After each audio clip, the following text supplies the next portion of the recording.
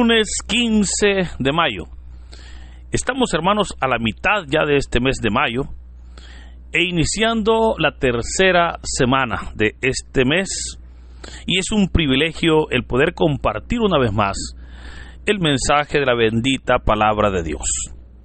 Así, el evangelio para hoy está tomado de San Juan, capítulo 15, versículos del 26 hasta el capítulo 16, y de el versículo del 1 al 4.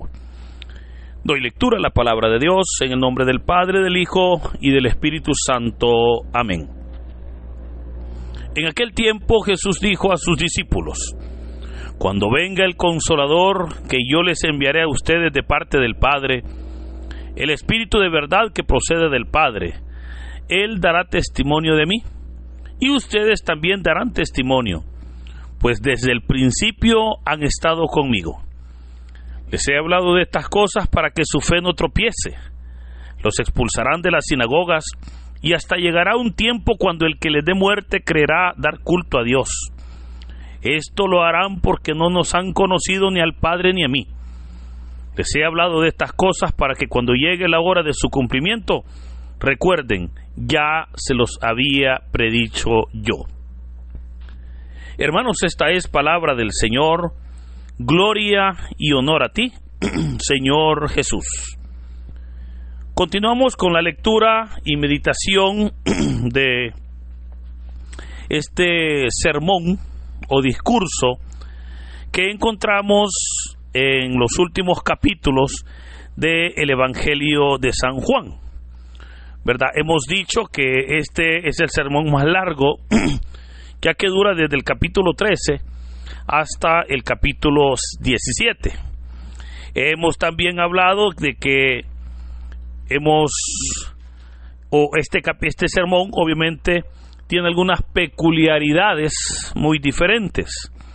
Y hoy hemos leído la parte final del capítulo 15 y nos hemos introducido ya en el capítulo 16, del cual he leído solamente los primeros 4 versículos.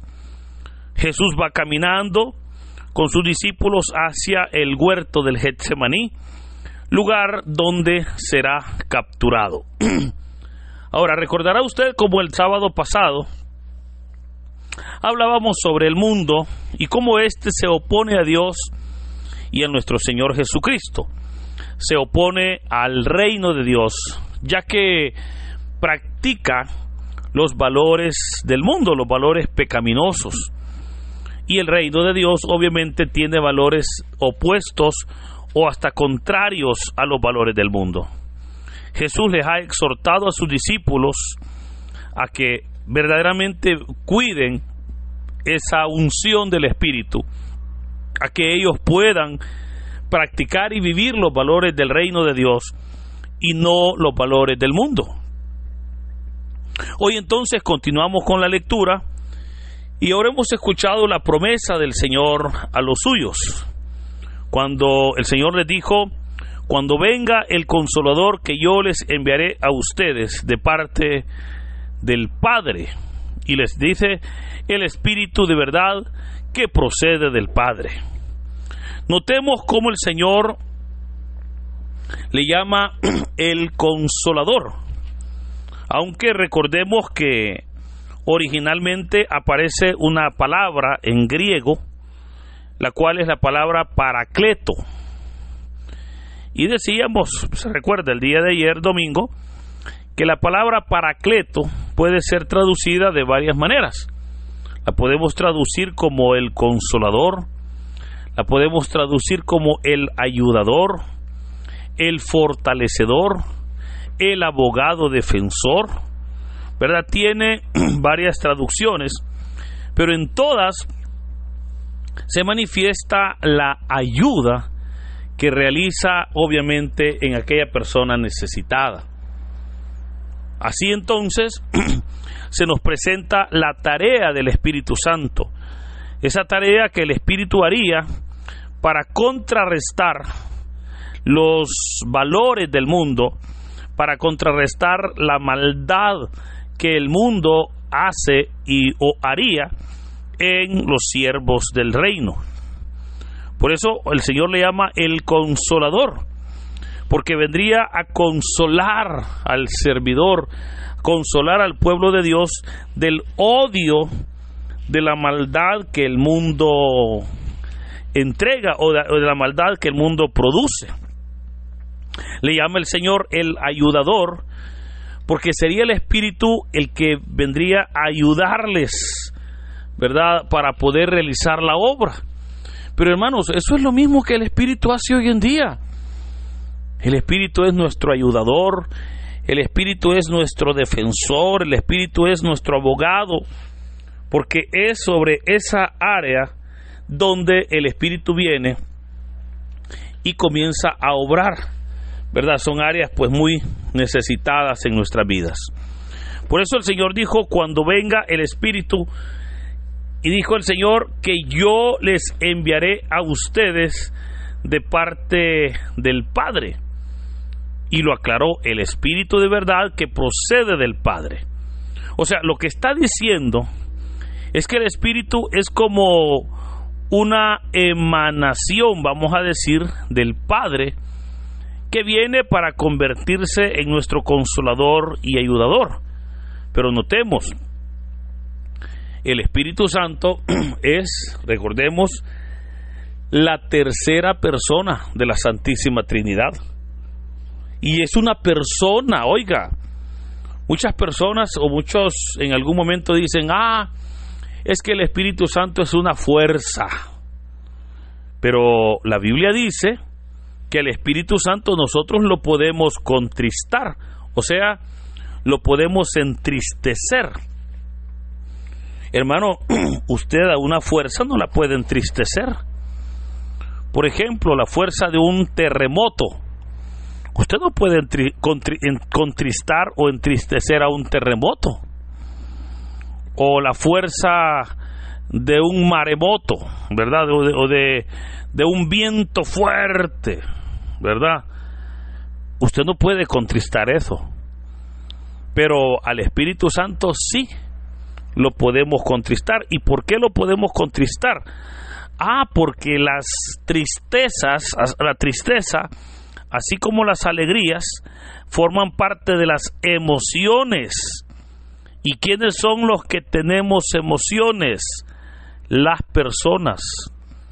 O sea, los seres materiales no tienen emociones. Nosotros, los seres humanos, sí tenemos emociones, ¿verdad? Por ejemplo, alguien puede decir, no, pero yo no tengo emociones. Bueno, cuando usted está alegre, está feliz, está triste, está enojado, todas esas son emociones del ser humano, ¿verdad? Ahora, en todas esas labores, es el Espíritu, obviamente, el que viene a manifestarse, a ayudarnos. Por eso, aunque, fíjese, y aunque parecieran sencillas las palabras del Señor cuando dijo, vendrá un ayudador, en realidad son palabras muy profundas. Pues lo que está diciendo el Señor es que con la venida del Espíritu Santo se iniciaría, una nueva era, un nuevo trato de Dios con el ser humano. Porque recordemos, por ejemplo, cómo era antes del derramamiento del Espíritu Santo, ¿verdad? Recordemos cómo en el Antiguo Testamento el Espíritu Santo moraba solo en personas selectas, en personas a quien Dios, el Padre, tenía esa voluntad. No digo que hoy no es así, o sea, porque al final, recordemos, el Espíritu Santo viene y da frutos y obra y se manifiesta por gracia de Dios, no porque nosotros hagamos algo, pero porque ahora hay promesas cumplidas o cumpliéndose cuando permitimos que el Espíritu obre en nuestras vidas. Pero en ese momento, ¿qué pasaba en el Antiguo Testamento?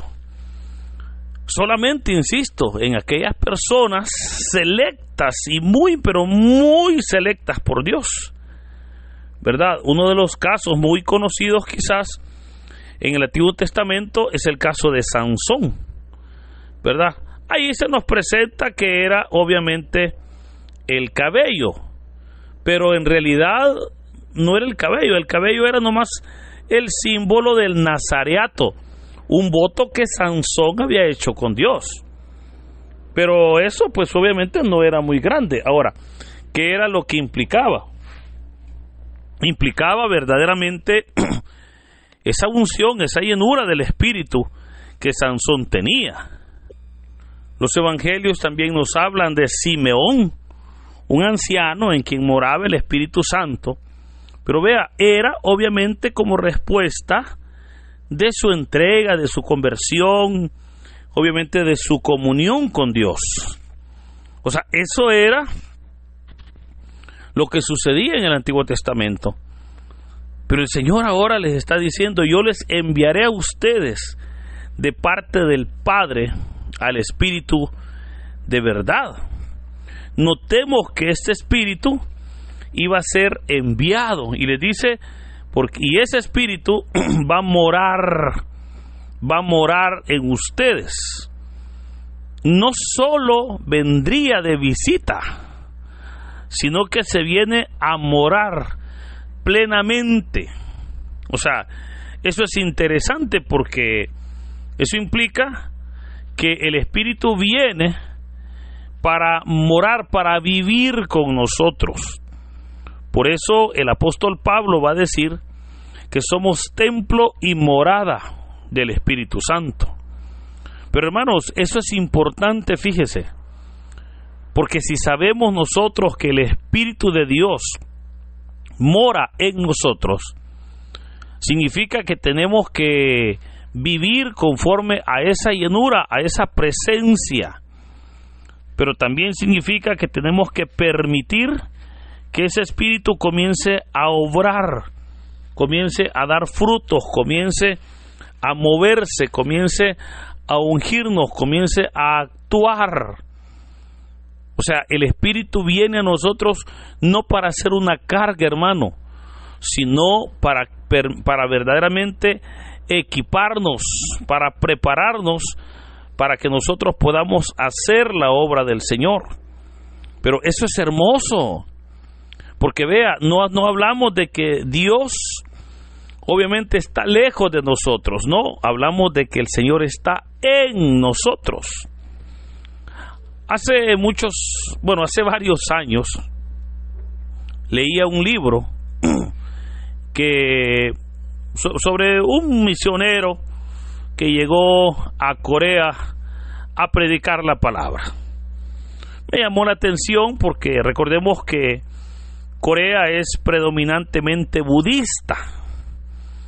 Y el libro hablaba sobre un joven allá por los años 60 del siglo pasado que llegó, insisto, pues a Corea. Y él predicaba, ¿verdad?, el evangelio del Señor, él predicaba la palabra. Y unas personas en Corea, de acuerdo a su testimonio, él cuenta ahí una anécdota. Y él contaba de que unas personas en Corea le dijeron que ¿dónde estaba el Dios que él predicaba? ¿Dónde lo podían visitar? ¿Dónde tenía la casa? ¿O dónde tenía su templo para ir y visitar a ese Dios y así poder conocerlo más directamente? Y cuenta el misionero que él no supo qué responder, porque él dijo, bueno, ¿y a dónde está Dios? Pues, o sea, ¿a dónde yo lo puedo buscar para encontrarlo? Y dice que él en ese momento no halló que responder. Pero claro, como él no encontró que responder, él comenzó a orar para preguntarle al Señor, Señor, ¿y dónde vives? O sea, queremos visitarte, pero ¿dónde vives? Y luego de esa oración que él hacía, dice la historia que el Señor le respondió y le dijo, yo estoy donde estás tú. Yo vivo en tu templo. Pero directamente le dijo, yo vivo dentro de ti, porque tú eres mi templo. Esta respuesta le ayudó al misionero a entender que el Señor no está lejos, que el Señor está en nosotros. Pero hermano, esto es fenomenal, porque el Espíritu Santo se vino con todo y maletas a morar con nosotros. O sea, Él está en nosotros. Ojo, no está cerca, porque mucha gente dice, es que el Espíritu Santo está cerca de mí. No, no está cerca, está en nosotros. Por eso es que debemos de cuidar nuestro templo. ¿Y cuál es el templo del Espíritu? Es nuestro cuerpo. De hecho, yo decía, se recuerda el día de ayer, para quienes estuvieron en los servicios que celebrábamos en las Eucaristías, yo decía de que cuidar el cuerpo no solamente es apartarnos del mal, que eso obviamente sí es bueno y es necesario, pero cuidar el cuerpo también incluye cuidar detalles, ¿verdad? Como por ejemplo, cuidar mis amistades, cuidar los caminos donde yo ando. Bueno, cuidar hasta la comida, hermanos, porque muchas veces a través de la comida que nosotros, con la cual nos alimentamos, estamos dañando nuestro cuerpo. Cuidar el cuerpo también es sanarlo, es descansarlo, etcétera. ¿Y por qué tenemos que hacer todo eso? Porque este cuerpo es el templo y morada del Espíritu Santo. Por esa razón es que el cuerpo es sagrado y tenemos nosotros que cuidarlo, porque nuestro cuerpo es ungido para ser templo del Espíritu. Usted se habrá preguntado, por ejemplo, cuando en nuestro país, por lo menos, muere un animalito. Mire, ese animalito pues ahí se deja, ¿verdad? En algún momento se entierra, se sepulta, pero tristemente en nuestro país mueren muchos animales y a veces ahí los dejan en las calles. ¿Y por qué cuando muere un ser humano no sucede eso? Porque obviamente la vida humana tiene todo el valor, pero ante todo porque el cuerpo ha sido ungido. Por lo tanto, el cuerpo merece respeto. Por eso, queridos hermanos, la gran noticia que el Señor nos da en este día, de que Él nos enviará el Espíritu Santo, y que ese Espíritu dará testimonio de Él, que ese Espíritu vendrá a darnos el testimonio de Jesús, pero que también nos va a ayudar para que nosotros vayamos a dar testimonio de Él en el mundo. Ese Espíritu es el que hoy podemos declarar que está con nosotros. Y por eso, hermanos, es importante que nosotros estemos dóciles al Espíritu de Dios, que estemos verdaderamente atentos al mover, al obrar del Espíritu, para que de esa manera podamos nosotros ser llenos, tener el respaldo, tener la presencia, tener la paz, tener el poder, tener la llenura del Espíritu, y así poder nosotros, hermanos, verdaderamente dar testimonio de Jesús ante un mundo de dificultades. Por eso le animo para que en esta ocasión, en este día, nosotros abramos el corazón. Ahí donde usted se encuentra, dígale: Espíritu Santo, lléname. Espíritu Santo, muévete. Espíritu Santo, ven a manifestarte a mí. Espíritu Santo, prepárame, capacítame. Y le aseguro que por la fidelidad de Dios, ese Espíritu comenzará a moverse en usted. Ese Espíritu comenzará verdaderamente a obrar. Y veremos los frutos, veremos los dones, veremos la llenura que el Espíritu da a todo aquel quien Él quiere, cuando Él quiere y como Él quiere. Por eso, gloria a Dios, porque ese Espíritu es ahora el que nos ilumina y fortalece. Que el Señor, queridos hermanos, en este hermoso día nos bendiga, pueda derramar su gracia sobre nosotros y nos dé la paz. En el nombre del Padre, del Hijo y del Espíritu Santo. Amén.